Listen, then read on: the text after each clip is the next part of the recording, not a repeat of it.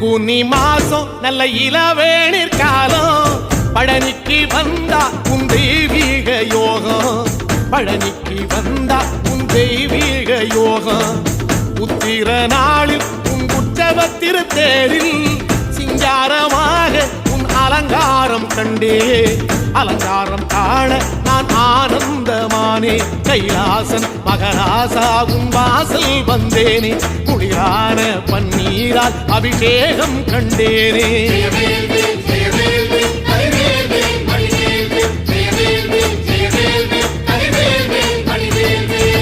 தென்பழனி தேடி உன் தென்பழனி தேடி